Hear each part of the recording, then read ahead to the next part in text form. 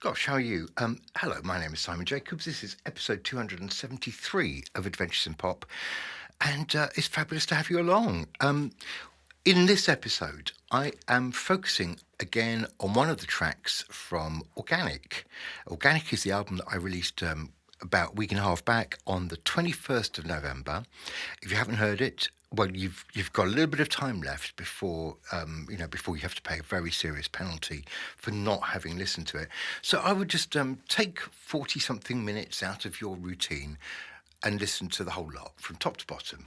That'd be great. Thank you. I know you'll do that. And if you've got an album, I'll listen to yours. So let me know. What I've been doing is going through all of the tracks because I've basically, in a very I suppose, rather laborious fashion, is eventually I have made videos for every single one of those 12 tracks.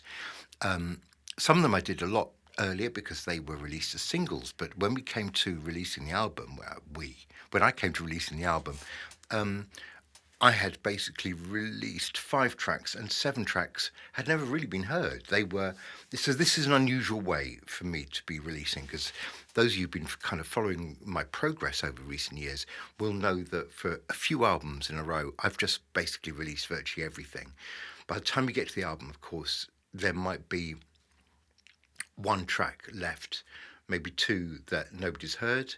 So it's not very difficult to kind of, sort out the videos for them and on you go, on with your life. But this time it has been a bit of a mountain of making videos and, trying to think of different ways to bring, the visual story to life because what I do basically is sit there and think about the song, think about the words, and think, what's the story? What am I trying to say? How can I get that across visually in a way that is kind of interesting but doesn't need too much explanation? So it doesn't need to be too obscure, too complex.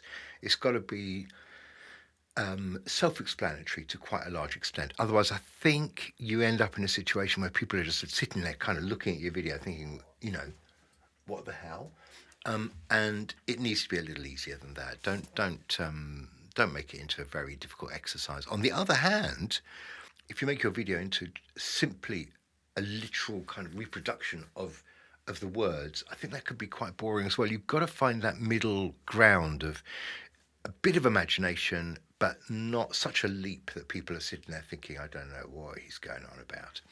Okay, I want to talk in this episode in particular about track, I think it's track number 4 on the album Organic, and it's a song called Humble. At one point, I think Humble was, in line to being one of those early singles, and then it got usurped. It got gazumped. But it's an interesting track in that it's very much in a kind of Spanish acoustic flamenco-ish. I'd say it's a nod to flamenco. I'd be a bit careful. I wouldn't want to claim that I've managed to sort of, write a flamenco track. Me from London, I've just sat down one day and written a flamenco track. I don't think it's quite like that, but it's using a lot of the kind of signatures and emblems of flamenco, and I really enjoyed putting all that together. Okay, so let's a little bit about this track. First of all, I would say I've always really liked, kind of Latin music. And if you look at some of the recent stuff that I've put out, well, on the previous album, Might As Well Dance, there is obviously the track Ibiza Sunset, which is a much more dancey kind of version of Spanish music, Balearic club music. If you have a look at the Rothman Jacobs album that came out just a few days ago, it's called Better Late, another album that's really worth living with, getting to know. There's a track on there called I Found You, which is also very kind of, Latin influenced. And then along comes Humble, which kind of tops them all because it's so very much in that kind of flamenco groove. Okay, so where did this come from? There was a bit of guitar. There was a bit of a guitar sample, which I then had to find a way of supplementing with some real guitar and turning it into into a whole song. And I was saying to somebody yesterday, laughing, I was saying, once you start a song like this, you can't get off. Once it's such a kind of propulsive rhythm, and it is so demanding of detailed kind of rhythmic flourishes. You can't have a go with this. Do a couple of verses of this kind of sound, and then decide that maybe you'll change it up a little bit for the chorus. I think it becomes a relentless thing, and it's quite rigid, and it's a real challenge to write something that stays in this mode. But I think once you've started, you've got to do that. You can't waver, and you can't sort of lose interest halfway through. That would just be disastrous. So you've got to kind of see it through to the end, and it is quite a challenge. And the reason I say that is because when you're writing words that need to kind of go with this rhythm, the words have got to have precisely the right scan, and you know the emphasis of those words has got to happen in exactly the right place. Otherwise, you're going to throw your rhythm off, or it's going to sound like you're writing words for the wrong song. Those words don't go with this song, and you want to marry it all up together. So what exactly am I talking about here? Let me explain, because this becomes really the one challenge. Is Yeah, you can, your melody line can pretty much go anywhere, but the rhythm of it is incredibly important. So the chorus of Humble has a bunch of words. In the end, I think it's just your pride that has been bruised. Now, that had to be that number of syllables. In the end, I think it's just your pride that has been bruised. Then maybe your ego took a tumble. In the end, I'm not surprised if you're confused. After all, you never practice being humble. So it's got to work. It has to rhyme. It has to work.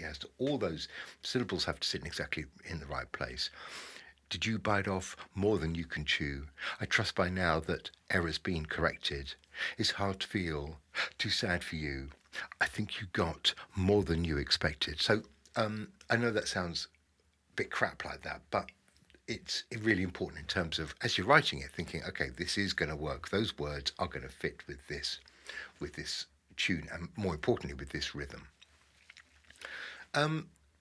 So good fun, and as I say, quite tricky to get it all down. And it was easy to put the words. It was easy to put the music together. Actually, it was not easy to get the right words to sit in there.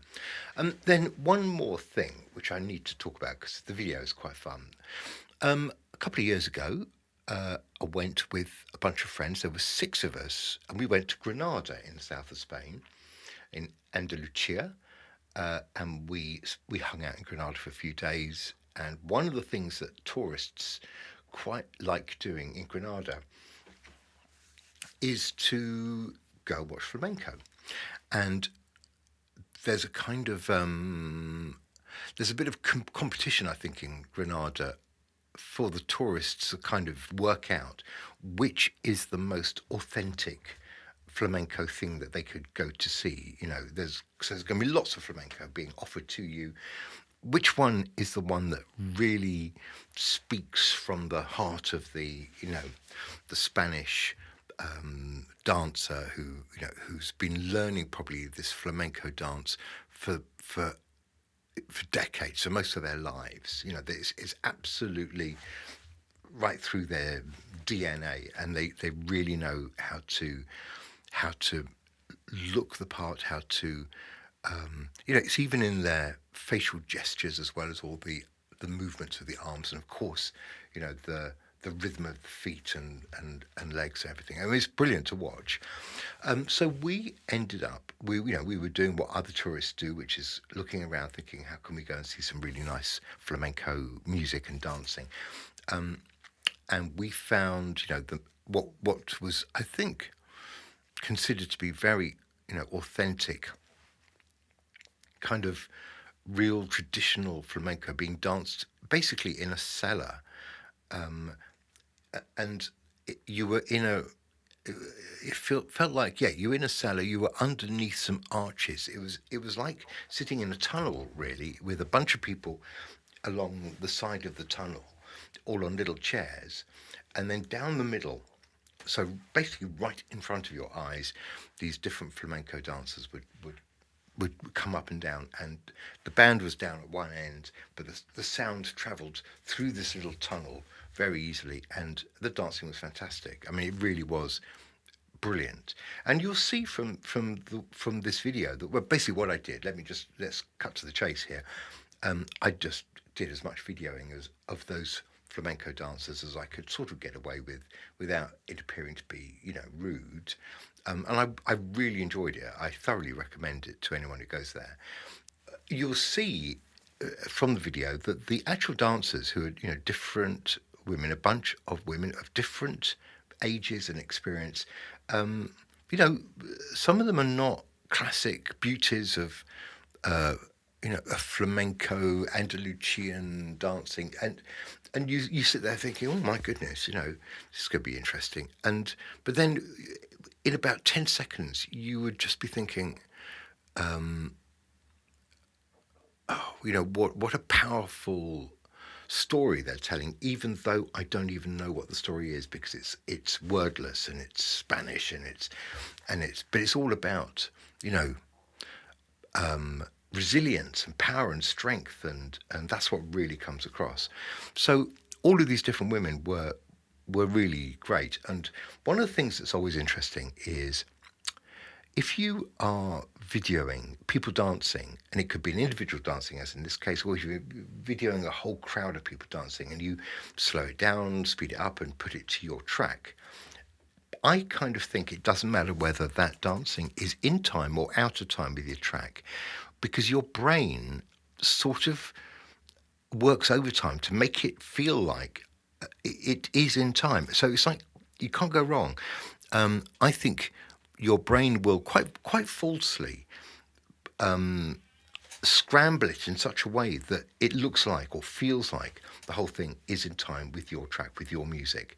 So I've stopped worrying about whether they're absolutely dancing in the right beat. What you'll also see, of course, is that these different dancers, their feet move so fast that it's doing its own thing anyway. You can't really kind of monitor your track to achieve what they're doing. So you just let them get on with it. But it does feel like, when you watch this, it does feel a little bit like these dancers were dancing to my song, which of course is ridiculous.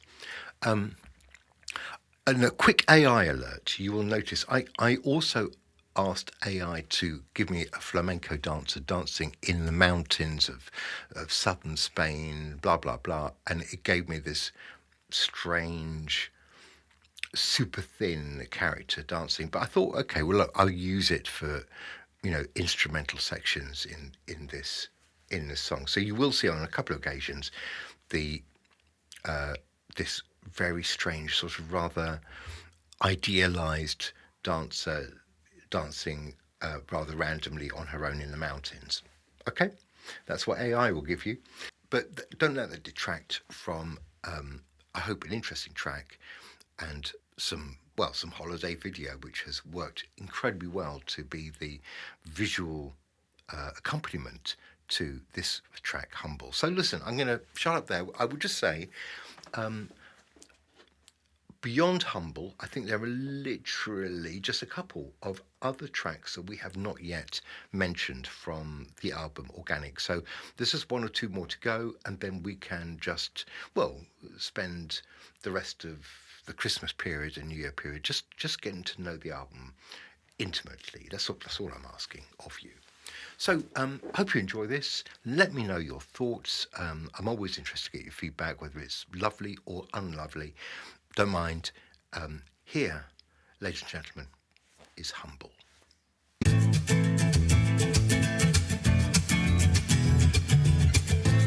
I think I've seen through your plan. I think I've deciphered your strategy. I think your aim was to wear me down till I roll over and give you everything you want from me. You must have thought I was a pushover, Probably by now you're changing your tune. See your frustration and your miscalculation. You won't get the best of me anytime soon. In the end, I think it's just your pride that has been bruised. Maybe your ego took a tumble. In the end, I'm not surprised if you're confused. After all, you've never practiced being humble. Did you bite off more than you could chew? I trust by now that the error's been corrected. It's hard to feel too sad for you.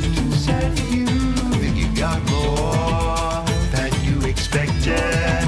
I don't believe that I'm a remarkable man, so I've never needed to pretend. But if you come attacking everything I am, well, don't be surprised if I defend. In the end, I think it's just your pride that has been bruised. Maybe your ego took a tumble. In the end, I'm not surprised if you're confused.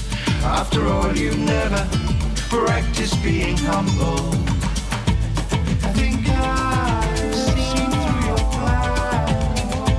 I think I've deciphered your strategy. I think you wanted to wear me down until I rolled over and gave you everything you want from me.